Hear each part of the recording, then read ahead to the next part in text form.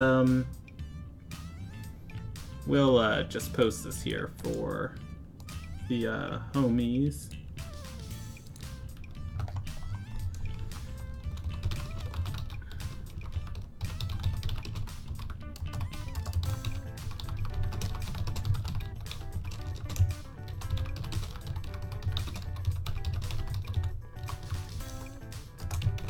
All right, there we go. That's posted. And let's just move over here so people can see my face.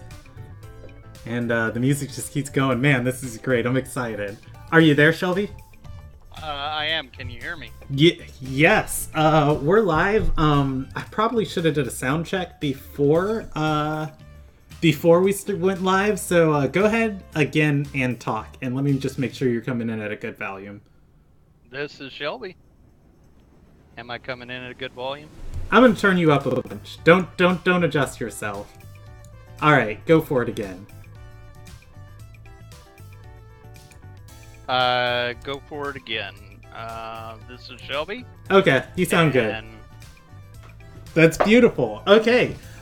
So yeah, this is gonna be a little bit spectacular, a little bit rough. We're getting back into our world building Wednesdays. This is the first time in what, Shelby? 3 weeks that we've done this? 4 weeks? Yes, I think it's 4. Okay.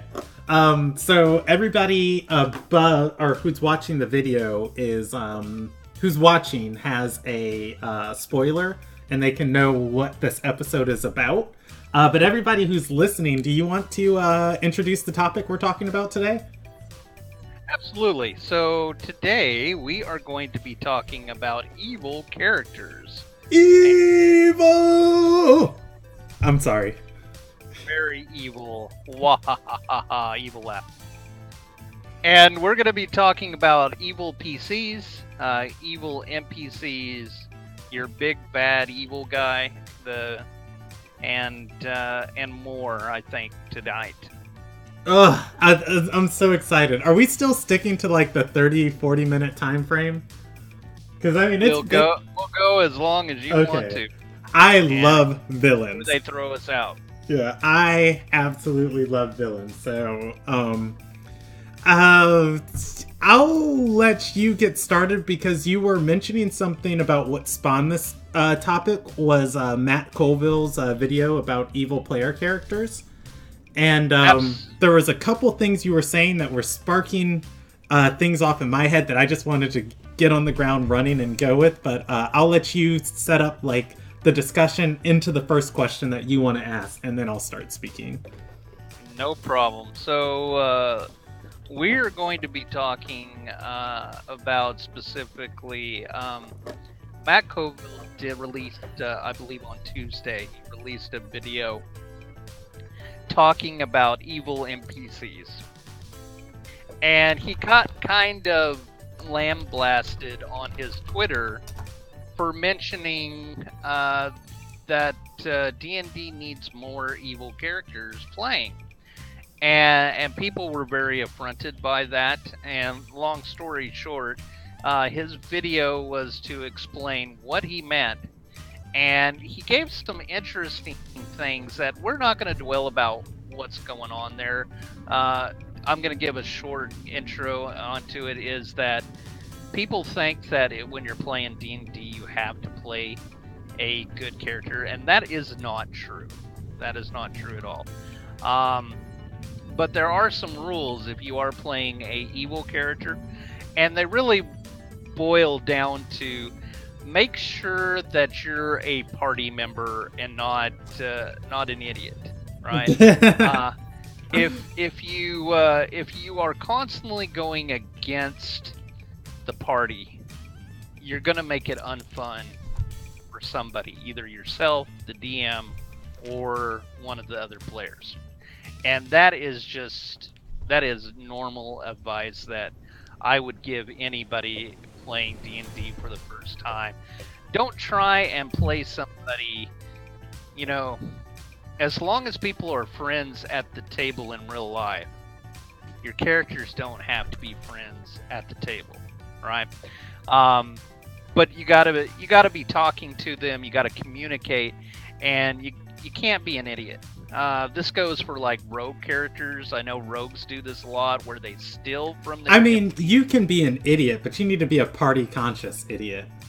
Exactly, and that's the big thing. Now that we segued from that, let's talk about an actual evil character. Matt Colville mentioned one of my favorite characters in the Dungeons and Dragons lore, which is in the world of Krynn. And this character is called Raceland. Raceland is an evil mage. He's evil. And in fact, in the first 6 books that they ever released, which are, in my opinion, the best 6 books out of the Dragonlance series, you go on a ride to see Raceland go from a really selfish evil dude to a really, really evil, big bad evil dude. And it is his arc of him going down that rabbit hole that makes him very interesting. And so Matt Colville said we need more characters like Raceland, which caused this uproar because the community considered, well, you're playing D&D, you're supposed to be chivalrous, you're supposed to be the hero, you're supposed to be like Han Solo, that even if you're not a good guy, you're a good guy. And that's just not true. In the course of the video, and this is what Brandon was alluding to, in the course of the video, Matt came up with some definitions that I thought were extremely awesome. By the way, please watch that video, give him a like and subscribe to him because he's awesome. And then, of course, go ahead and subscribe to us because we're even more awesome. Well, hopefully if anybody's watching this, they're already subscribed. I agree. But that's the plug there. So the definitions of an evil character, you have at the top corner, think of it like a square. At the top left-hand corner, you have the hero. At the bottom right-hand corner, you have his polar opposite, which is the villain. Right? Now, going down to the bottom right-hand side, you have what is called the anti-hero. And Brandon, in your own words, what would you say the definition of an anti-hero is? Okay, so just thinking in terms of storytelling, because that's how like I design all of my Dungeons and Dragons games. In terms of storytelling and live storytelling, and it's one of the most interesting mediums to think in because it's such a different form of it, and you have to structure narratives different. An anti-hero, classically in the terms of storytelling, is a character who fulfills the reason of heroing, the thing that needs to be done, but doesn't go about it in the traditional mindset that a hero would. So anti-heroes can often be seen as, your classic is just like an edgy character who is disliked, but doing the thing that needs to be done.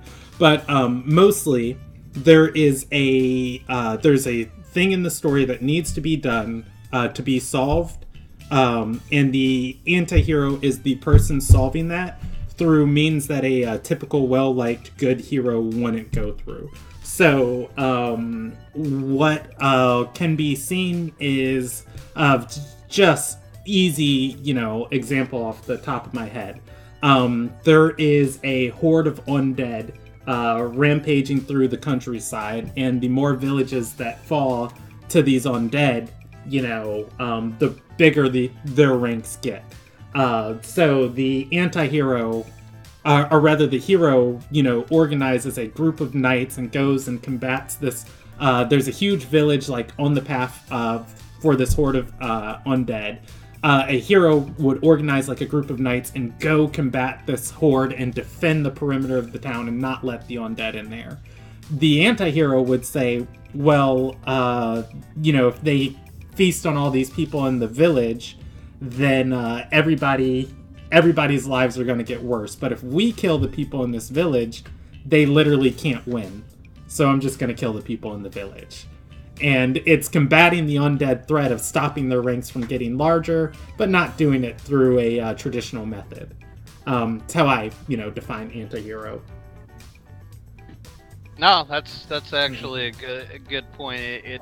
A anti-hero is a good evil character to play, and just like Brandon explained, I would even add in your example that not only does he kill all the people, he torches the entire place to burn all the bodies so they can't raid. Yeah, an even simpler example would be evil cult needs this princess to complete the ritual. Well, if we kill the princess, then they can't complete the ritual. So our campaign is now hunting down the princess, rather than the classic hero idea of like protecting her from them. Exactly. So that was going back to what I was saying. I don't endorse killing princesses, though. BT dubs. Okay, I'll leave that there. So back to my what I was saying in a square. So again, we have the hero in the top left-hand corner. In the bottom right-hand corner, we have the villain. And then below the hero, we have the anti-hero. Well, what's at the left-hand top corner? And that is what Matt called the anti-villain. And his description is quite interesting. The anti-villain is someone who is a good person, who basically does an evil thing for a quote-unquote good cause. And I think if you're writing villains, I'm of the belief that 9 times out of 10, complex villains make for far more interesting characters than, you know, just evil villains doing horrific things. A lot of the times in some D&D books, you know, you'll see just evil villains doing evil things. A lot of the times in novels is when you get into more complex stories of like characters like Thanos. You know, Thanos is an anti-villain by that definition. Most people in real life believe what they're doing is right. You know, most people have justifiable cause for the horrible, horrific things they do. One thing that is that I like to bring up when discussing this topic is Emperor Palpatine from Star Wars. If, you know, nobody's seen Star Wars, spoiler! Anyways, Emperor Palpatine starts off as Senator Palpatine, turns into Chancellor Palpatine, and then, you know, Emperor Palpatine.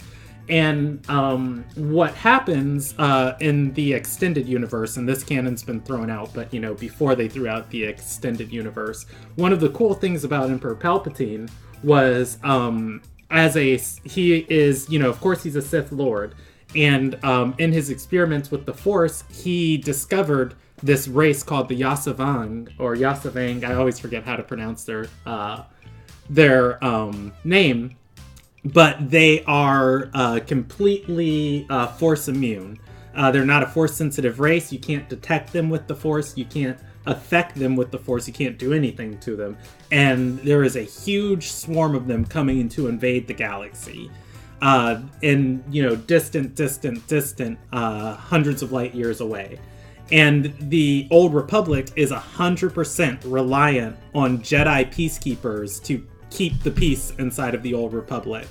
And one of the things that drives him to form the Empire is that this threat that the Jedi cannot possibly even fight is coming for the Empire. And he never says it to anybody, but it's, you know, one of the driving motivations of, like, slowly turning the Empire turning the Old Republic into the Empire, which is this militarized force that no longer relies on the Jedi and, you know, building all of his super weapons, was to eventually combat this threat coming, which, you know, he did horrible, horrific things because he thought what he was doing was right. And then, you know, of course, unlimited power! But, yeah, most villains think what they're doing's the right thing. I can pull a couple more examples, but I think for the most part that covers it without getting too long. So we have... Oh, go ahead. I was just gonna kind of piggyback on that. So we have these 4 things, and I think that even if you have a PC or you have a NPC, your character is going to be somewhere in that square. It's not going to be on the polar corners, right? You don't make somebody who's good, right? There's flaws, there's issues, because you want an interesting character. That being said, Brandon, and this was a very long-winded intro. That being said, how can we make a PC evil and still not be an idiot, and actually make something that's going to work with groups, yet still be that edgy evil that would be fun to play? Well, I think it all comes in down to it with looking at it differently, you know. I think edginess is something that doesn't necessarily have to hand-in-hand go with evil characters. As far as, like, preliminary ideas, off the top of my head, every character wants something, and you know, you'd have to align your want with what the party is going for, what the party is doing. I think one of the things that is really necessary, you have to talk to your group about this beforehand. I cannot stress that enough. One of the biggest problems, like, with evil characters and group issues is that, you know, people just don't talk about it beforehand, and it's the big reveal of, like, haha, I'm evil, and it's just like, no, this character was evil all along. And so you asked me how to do it. Before I give examples on how to do it, I want to go through examples of what I've seen that have worked. And one of the best ones in our campaign is I run a series of campaigns called the Ilderon Tales. It's a group of side-by-side campaigns all happening in the same campaign setting at the same time. And so one group's decisions affect another group's, you know, campaign, and it's cool. But anyways, one group has a lawful evil character named Tristan. And Tristan, you know, does wonderful, amazing things, and his group loves him. But Tristan is a very evil character. Tristan's idea is, his want is, you know, his bond is he loves his country. He loves his country. And he doesn't think there's anybody smarter than him. And he doesn't think there's anybody more qualified to run his country than him. So by becoming a famous adventurer and a, you know, storied hero, he will gain the accolades to eventually hold a public office inside of his country. So that justifies everything he does with the party of just like, oh, why do I need to kill this other guy trying to take over my country? Because I want to rule my country. He needs to get the F out of here. Let's go murder him. You know, like, oh, why do I want to help this lady on the countryside? Because she'll go and sing songs about how great I am, and then other people will know how great I am. Of course, let's help this lady. And it's all about, like, I guess evilness really doesn't come down to... It's a combination of what you want and how you get it. You know, on both sides of the spectrum, you can have good characters wanting bad things and doing great things to get them, or good characters wanting good things and doing bad things to get them. Same thing with evil characters wanting good things and doing bad things to get them, and wanting bad things and doing good things to get them. Now, that's very, very, very, very, very, very confusing. So I want to take that a step at one step at a time. So in the example that I brought up, Tristan is an evil character who wants power. He is very egotistical. And so how does he achieve this power? He gets accolades and fame behind his name. That causes him to, you know, like, work within his party and work with his other party members. It's a lot easier to do for the lawful evil character alignment. Thinking on how I do this for just, you know, a neutral evil or chaotic evil character. So I'm just taking a moment to, like, collect my thoughts before I say something stupid or out of line. Well, so while you're doing that, let me interject on here. In my opinion, I think it's very, very important, if you're planning on doing an evil character, is to make sure that you have concrete goals to set for your character. Sometimes, I know I'm guilty of this, sometimes we don't do that because I like to kind of see how the character will grow. And I've even changed characters. Yeah, I want this character to be this, and then, you know, after playing him, I'm like, no, that's really not my character. I really want this instead, and like allow it to grow naturally. However, I think with an evil character, it's very, very important from the get-go.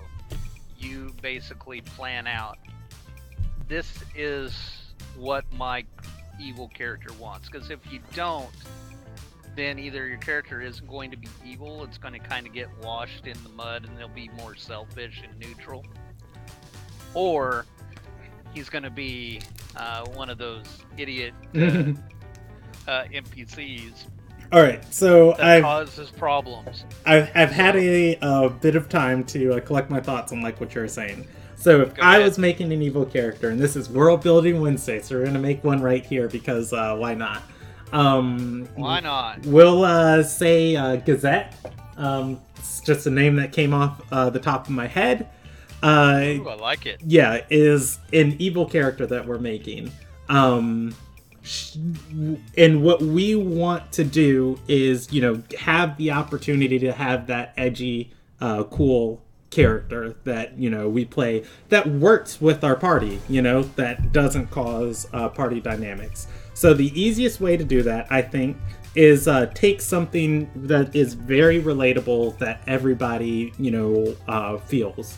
And the easiest thing for me is the 7 deadly sins. One of them to the extreme. And how about anger? Or jealousy? Wrath? Yeah, wrath. I think that's... we'll go with wrath. So we'll go with wrath. Take that and we'll make that, you know, one of, like, her primary character flaws. And so her evilness... evil is a very self-centered alignment of you really don't think about how your actions affect other people. I think, which is when you're working towards your goal, you tend to have kind of like a wrecking ball type effect is kind of like what I consider evil. So then we look for elements in this character design of, like, you know, how can we play with the party but still have that that, like, contentious, like, evil feel of a character. Well, we can say she's very selfish and, you know, she loves her party members. Like, she adores her friendships. And with that, you get this very cool dynamic that you can go with. That's like, let's say the party, the party kidnaps, or doesn't kidnap, the party like detains a prisoner, and they're want to question this prisoner for information. Gazette doesn't necessarily trust that this prisoner, like if the prisoner gets free, it might hurt their friends. She doesn't care, about the information or the quest or anything like that. She murders the prisoner, like in cold blood, even though he's restrained, because he's an enemy who might, eventually affect her want, or the one thing that she prizes in, battle more than any, or, in the world more than anything. Same thing. In combat, somebody attacks, one of her friends, a brawl fight or something like that, and the party is just like, oh, we've gotta work with this person, this lord just insulted me in roleplay. Well, with Gazette, that's not gonna fly. Her wrath, is her primary flaw, and you just insulted the most important thing to the world to her. F those people. Somebody's getting murdered right now, or some reprimand or some out of control emotion could fly from that moment. And so Brandon, you just described Nyoka. Yeah, exactly. Nyoka's one of my characters. Nyoka's sliding closer and closer to evil. But anyways, I'd say look for opportunities to have your flaw as the thing you can act on, and your bond as the thing that allows you to be with your party. And if you put those two things of like, your party loves one thing about you, and that other thing works in favor, your flaw works in favor of your bond. So the thing the party loves about you is also the thing that lets you, have your evil, edgy moments. That is when you're going to get a good character that you can explore that doesn't necessarily make everybody's lives hell. Just in general, though, when you put conflicting alignments in a party together, you can expect some, some friction with the alignments trying to rub together. I, coming from experience with one of our groups, Team A, I play a character who does not trust half of the PCs in the group. Now, Group A started as an evil campaign. I can talk more about that if you want. We can, but let me explain something on there. Because my character doesn't particularly trust half of the characters on there, I have tried many of times to... you kind of have to plan this out to where you have to get into a place of zen, right? Where your character is going to be okay traveling with these other characters, right? And it's not immediate, and really as a player, and this is what's fun, is you come up with ideas on how to interact, that when something happens, you can throw these moments to your other PC and have them play off of that and come to these moments to where there's growing and understanding between you. That being said, you have to talk out of character. You have to talk with these people and kind of let them know, hey, we're still friends, but my character hates your character, right? And you'll get some dynamics like with Rob, and how his character and his roommate's character, they hate each other and they try to kill each other in the session. So, but it's all good because you're no, they didn't try to kill each other. One tried to kill the other. Thank you for correcting me. I was just trying to gloss over that. But anyways, the thing is they're friends at the table. They're not necessarily friends in PCs, right? Yeah. So, you mentioned before we started tonight, big bad villains. Was there anything about that you wanted to talk about in regards to world building? Because one thing that I really like, as far that hopefully as time goes on, more people will get opportunities to see, is how a villain's motivations and what they're doing can affect, everything else in the world as far as cascading, ripple effects from their wants and desires. Now that I brought that up, and I'm hesitant about revealing this, and I don't think I am going to reveal this until it comes out naturally in the session. Well, let's actually talk about one of my big bad guys. Okay. To make it a little bit easier for you. I am, for those who don't know or just tuning in, I am creating a world. It is not as fleshed out as Brandon's. It's not even close to being in a thimble of what Brandon's is, but I am trying and I'm enjoying it, and that's what matters. And this land is called Bahara, and my idea is there is one big bad evil dude in here. There's more, right? But as I'm evolving, this guy came out, and he is actually a leader of a race of magical beings that actually kind of caused everything to go downhill, right? So this guy, he meant well, right? He disagreed with the decision that was made by a council.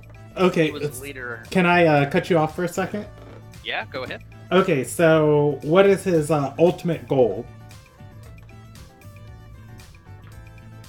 What is his ultimate goal? See, that's the thing. I'm telling you history. I'm not sure what his ultimate goal will be in the future, and that might be something that's interesting down the road, right?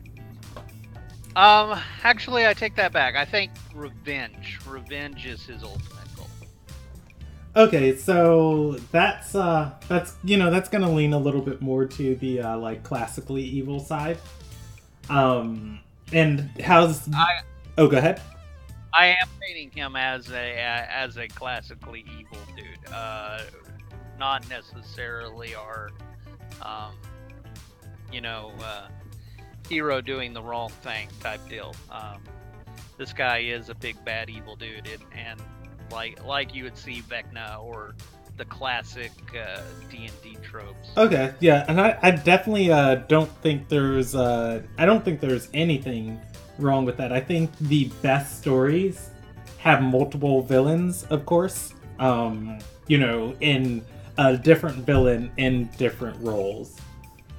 So I was thinking as you were talking, and because we were talking about anti-villains, one villain that I have, and this isn't a spoiler for the campaigns, I'm a lot more hesitant to spoil the campaigns than I am of stuff that I've already done. I've got a book on Amazon called Behind the Mask, which, you can search it, Behind the Mask by Brandon Kennedy if you want to buy it. No, I'm kidding. But anyways, the villain of the book, one of the villains, his name is Remote. And his ultimate goal, and he's kind of an anti-villain. And I guess same thing with another one of my villains. But anyways, he's kind of an anti-villain. His, what he wants, if you think of the League of Evil, of the bad guy, the bad guy league, the whole world is based around, what happens when the bad guys organize before the heroes. And he controls everybody who gets a superpower has to submit to getting a mark from him that allows him to mind control that person at will. And he controls everybody with a superpower.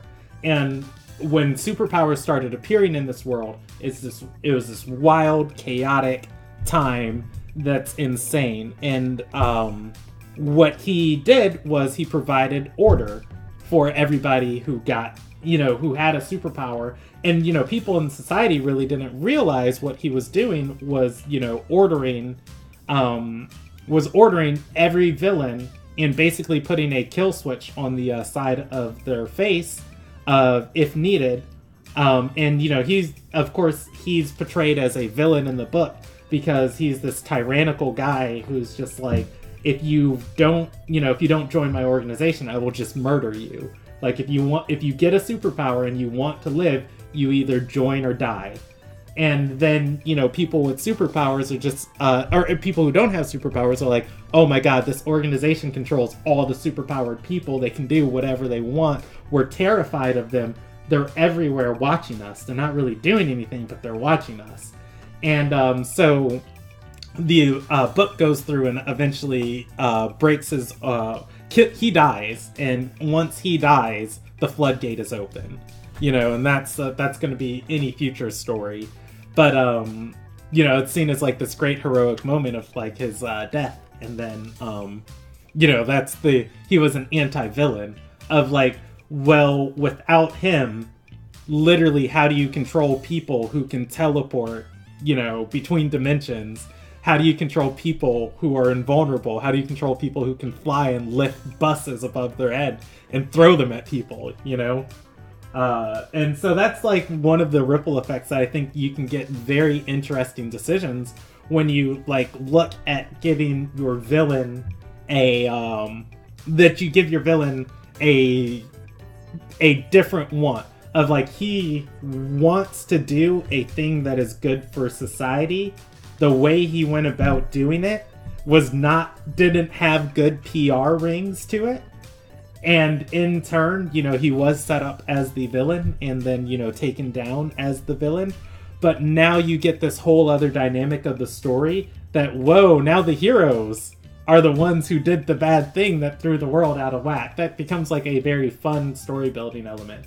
An element of that is going on inside of the Elderon Tales.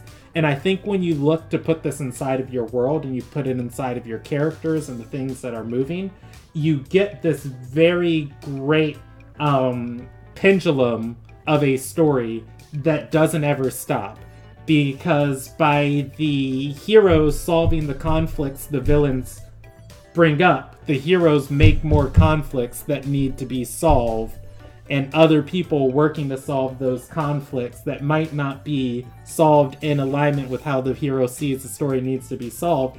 And then the heroes swing the pendulum one way, the villains fix what the heroes have done and swing it the other way. The heroes, don't understand the villains' motivations and swing it the other way, and the story creates itself.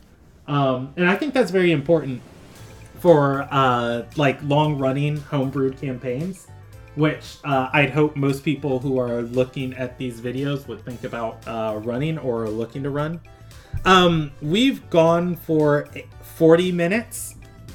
Was there anything else you wanted to tackle this video? No, actually, I think what because we have kind of gone all over the place. Yeah. This is our first one back. We don't have a script. We're just talking tonight. Eventually we'll get back to our scripts and questions, because I think those work best for me and everyone. True. Let's, what I was going for on that is let us try and boil this back down into what we've learned, right?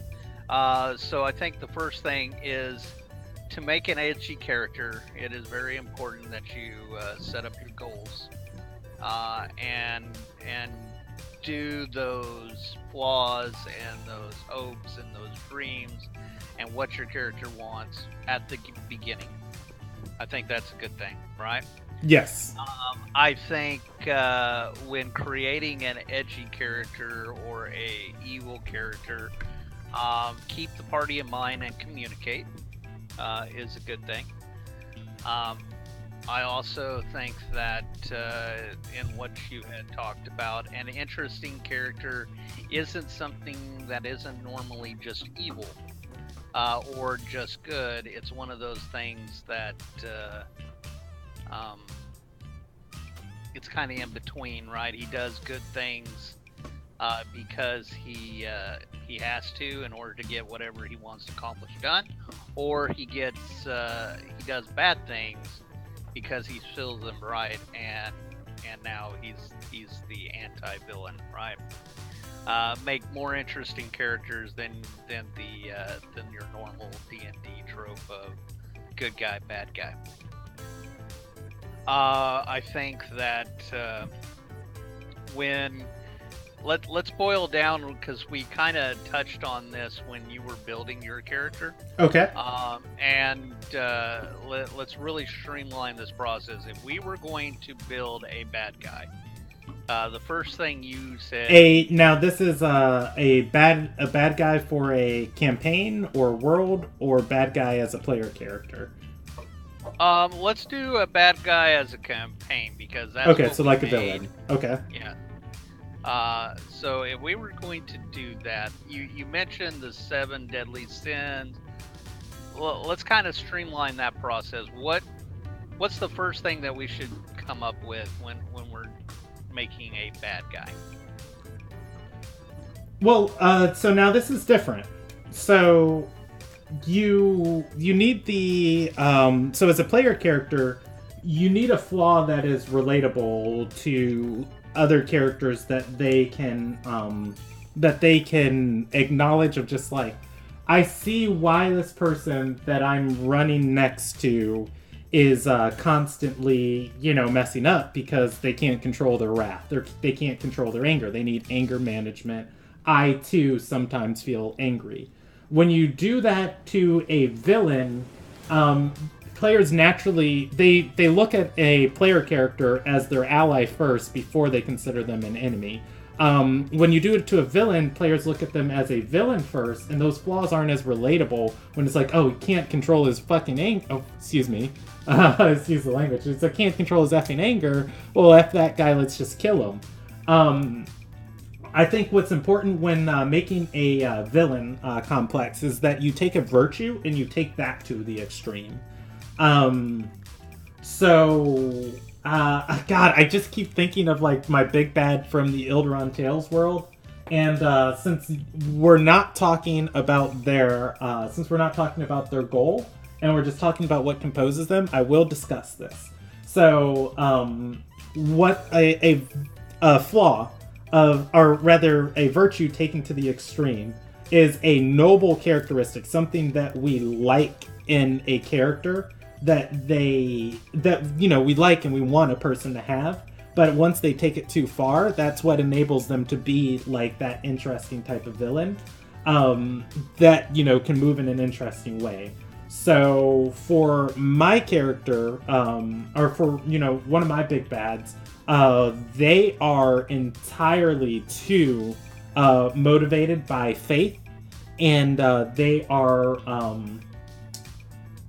too pious. They are too down to the word on in their belief, and they want to do the best possible thing by their God, who is a good aligned deity, but that means stomping over a lot of other things in the way, because the scope of a god is so great. So with that said, how do we do this process? I say, you can Google search 7 virtues, the 7 heavenly virtues, and you just pick one, and you say, what does this look like to the extreme? The first one that came up is chastity. What does chastity look like to the extreme? Well, he murders all the people who've had sex, and aren't married. What does charity look like to the extreme? To me, that's nepotism. Like a governor who takes all of the funds out of the funds to defend a nation, to defend a naval army, or to fund a navy, to fund businesses or, you know, promote trade and upkeep roads, and just gives it all to the orphans, or gives it all to, you know, a single person, or gives it all to their friends or their family, or this one person suffering. And because they have alleviated this one person's suffering, now everybody else is suffering, you know?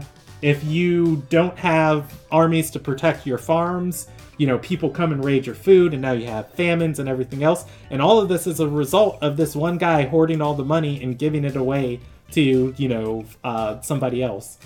And you can just take any one of these and just take them to the extreme, and look for that as a trait to start, you know, to start your villain. Not necessarily like, not necessarily just say, oh, because they did this one thing, that is, that makes them, you know, a likable evil character.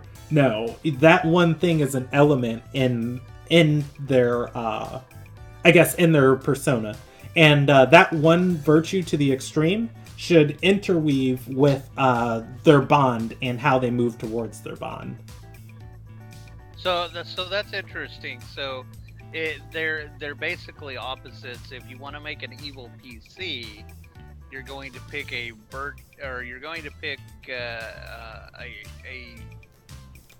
a sin, like a sin. Something that's and not... I mean, I use the word sin, but I mean, you know, just because that's right. the easiest way to like reference it. Like the 7 deadly yeah. sins, right? And the opposite of that, when you want to make an NPC bad guy, you actually do a virtue, which is interesting, because I do agree with you that a PC is considered an ally, whereas a NPC is not, and that makes total sense. So once you've done that and you've taken that, that's not it, right? It's not the only hat. You said that you come up with some bonds. Yeah, I think I can summarize that a little bit better, because as you were talking, I was just like, oh god, there's such a better way to say that.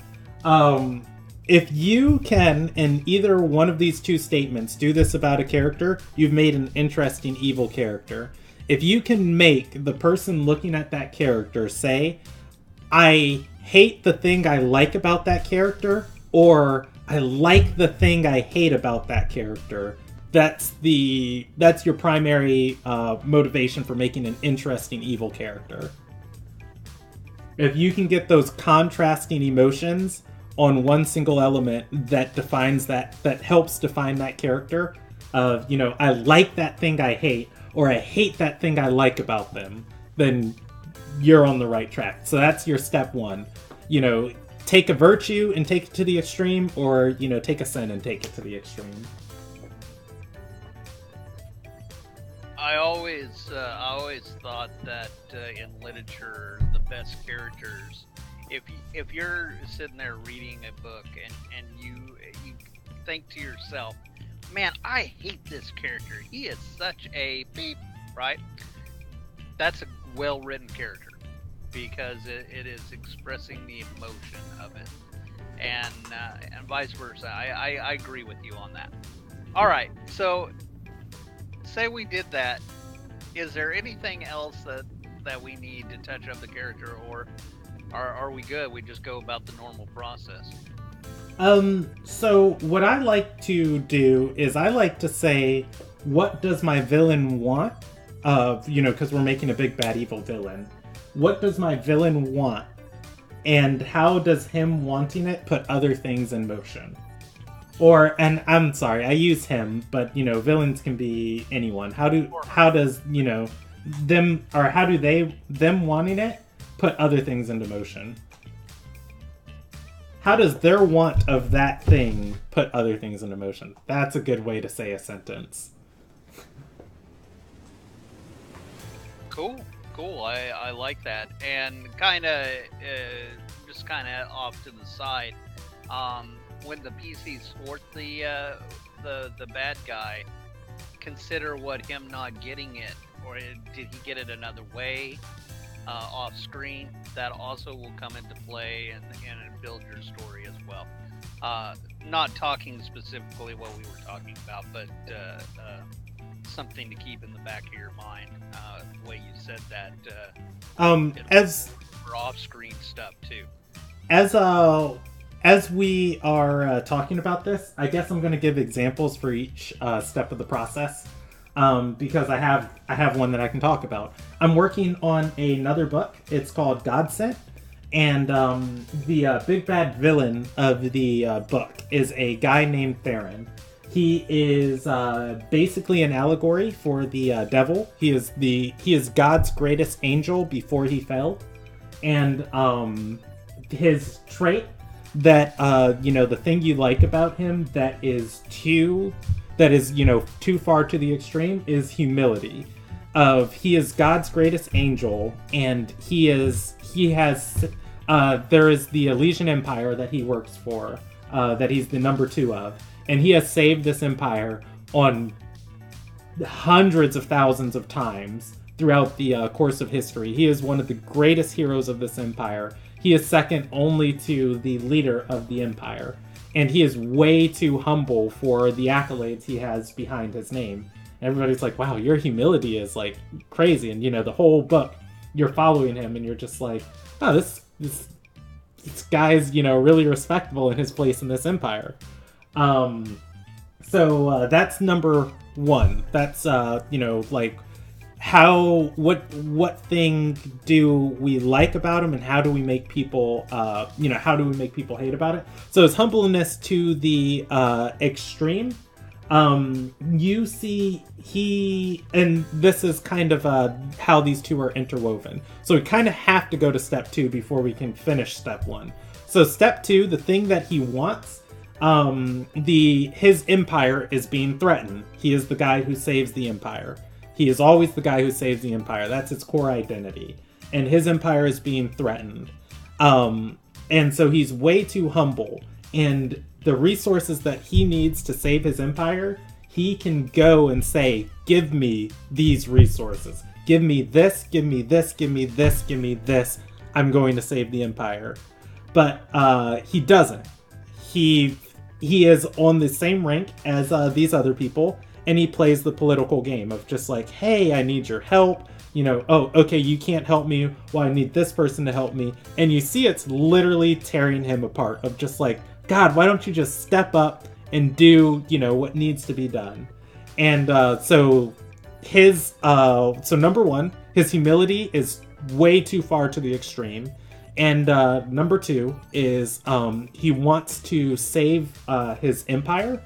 And then so how does that put things in motion for the rest of the story? So how I put that into motion as, setting him up for an interesting villain of he needs somebody to agree to give him the resources that he needs to save the empire.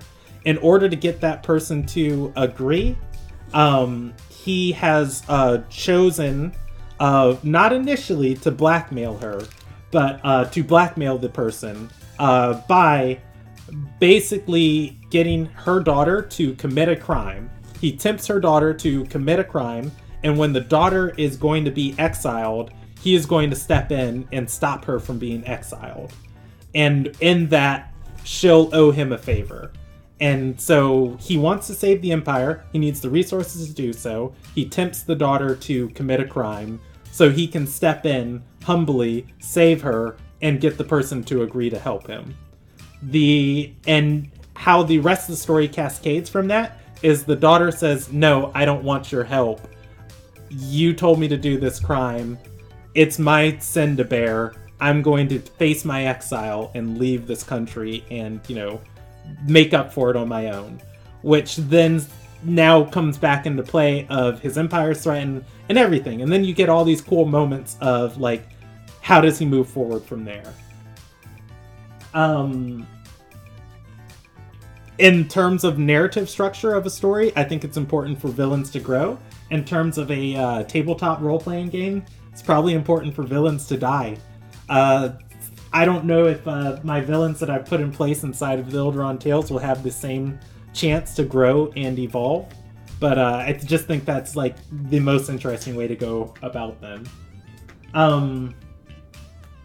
So I don't know if there's a step 3 to creating a villain. I think step 3 is you just play and see what happens. And just be very conscious of like how your villains' goals are creating conflicts for the characters.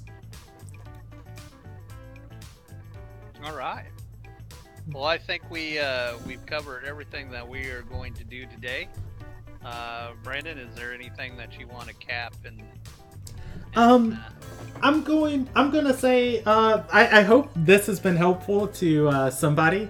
I know we got a little bit long. We went for an hour, so probably nobody left watching. But if you made it to the end of the video, and I'll try and pimp this a little bit more. Let's do like a Q&A next World Building Wednesday. Let's see if we can get tweet either me or Shelby or put them on our Discord some questions that you guys have specifically in regards for world building, and then we'll have a script for either the next one of these or the next one after these. My Twitter's listed down here, you know, @PresBKennedy. You can leave a comment on the video, you can join the Discord and put questions in the Discord. And yeah, just go out and commit some crimes. It's pretty much the best way to end it. Or you know what? I know the ending I want to say because I saw it on a forum post yesterday. Be gay, do crimes. Okay. Y'all have a good night. All right, and thank you for the patrons that give and everything. And we're just gonna.